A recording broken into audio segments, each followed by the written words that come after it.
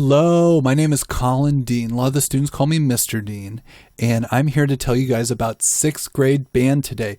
This video is for parents, for guardians, and families to watch. If you guys have any questions about our band program, it's obviously much different this year than in the past because, well, COVIDs and things like that. So hopefully this video will answer all of your questions about how much work it is and kind of like how the nuts and bolts work. So of course, we're talking about sixth grade band. And first thing you should know is that sixth grade band is by choice. Students choose to opt in to it. They don't have to take sixth grade band. It is an additional class. We're learning how to play instruments.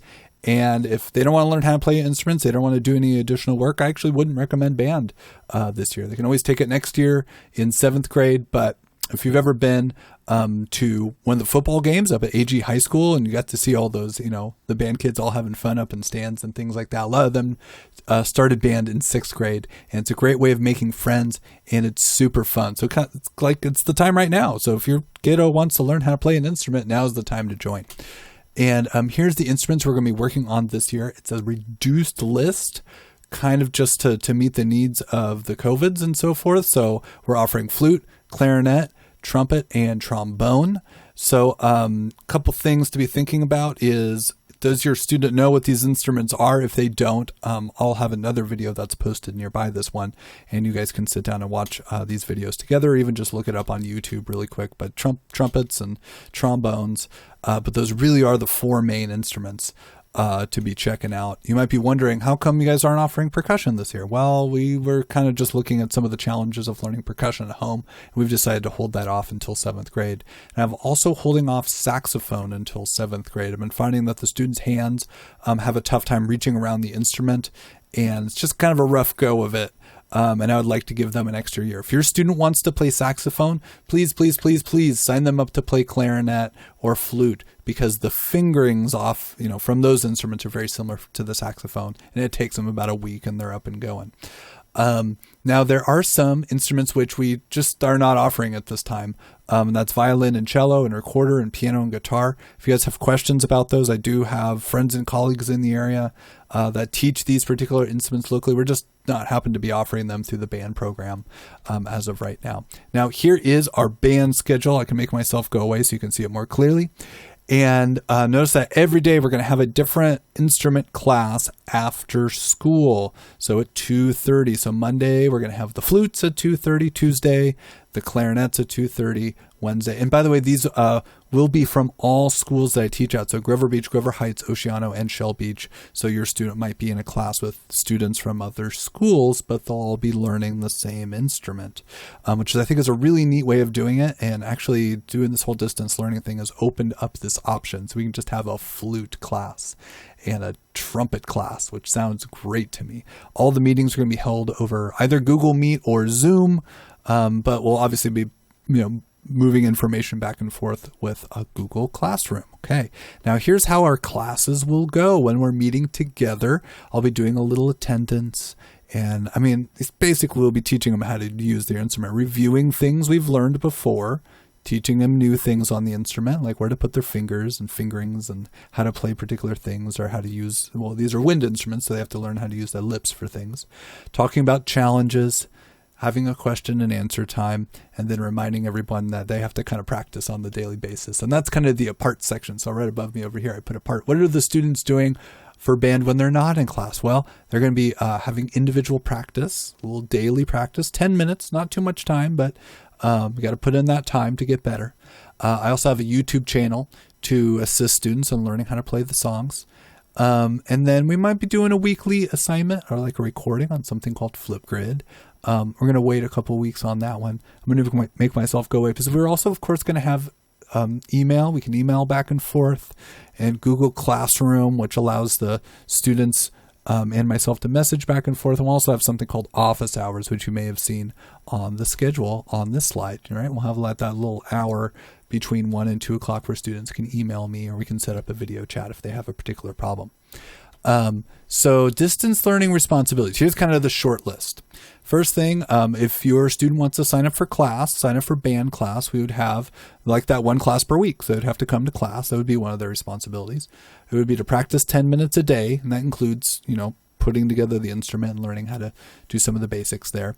And then eventually you might have some assignments using something called Flipgrid, which is like a video thing, but it's actually a really contained amount of work. So I'm really trying to make this easy to join band, make it fun, make it a little bit of work, but not so much work that a student's going to feel overwhelmed.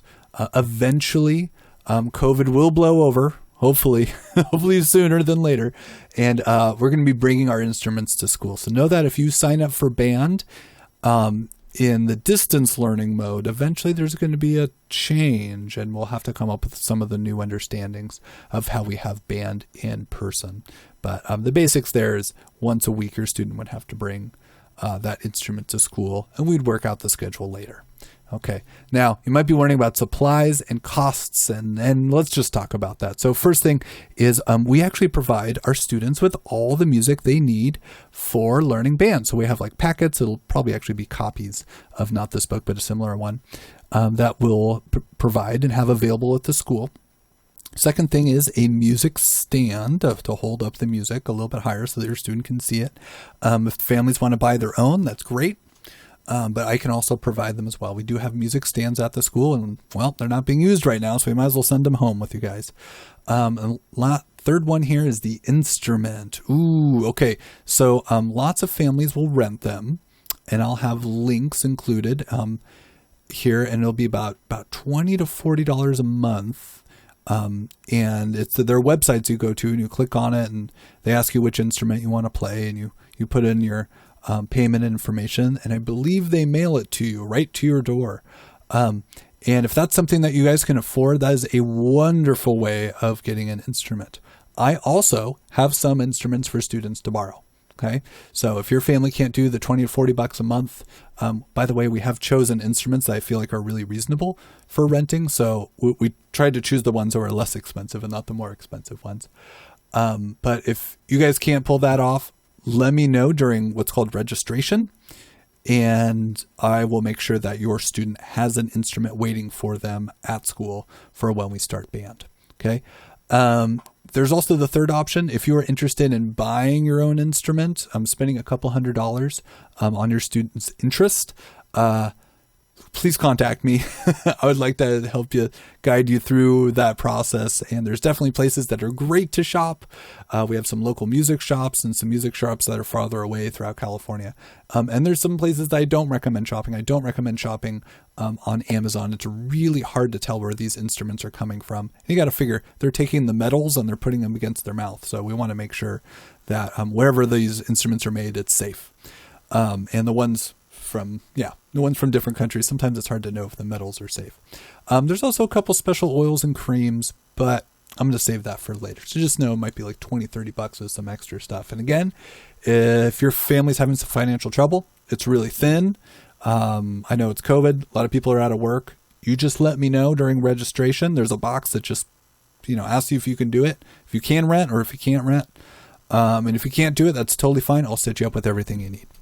Okay, so the big question is whether to rent and whether to borrow. And I think that's honestly, it's just kind of like what you guys can do. If you guys can put up the $20 to $40 a month and buy some supplies, please do that. It really helps out all of our students and actually allows me to, I only have so many instruments. And so if I can hand it to another family that might need it, that's great. I'd love to have more kids in the program. So anyone that can pull off the renting thing, please do so. Okay. I will provide these links. These are the websites that I recommend going to. Music Motive is a local place. There's also Nick Rail Music, which is down Santa Barbara. And I believe both of these places will do drop-offs or just mail the instrument. And last thing is, how do you sign up for band?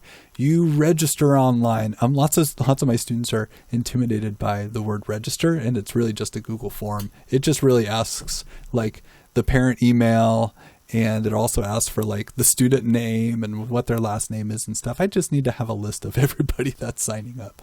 So this is how you sign up for band right here, is you register online, and I'm going to make sure that this link is plastered all over the place. So your student will have access to it on Google Classroom. It'll be sent to the families. So you guys should have received a text or an email with this information.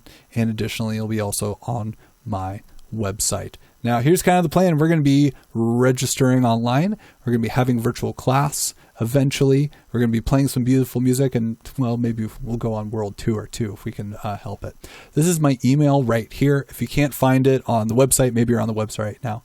You can always write it down and just email me. I'm really, really great about responding to emails. Give me 24 hours, 48 hours, just in case I'm super busy, but I don't think you'd be surprised to see me responding in less than 5 minutes. I hope you guys are doing wonderfully during the COVID times. I would really love if you consider signing your 6th grader up for band. It's a wonderful opportunity. I know it's a little different since we're doing distance learning. I don't know how many kids are going to sign up, just given the challenges of trying to learn from home, but there's only one way to find out. So I hope you guys consider it, and please register online. Thank you.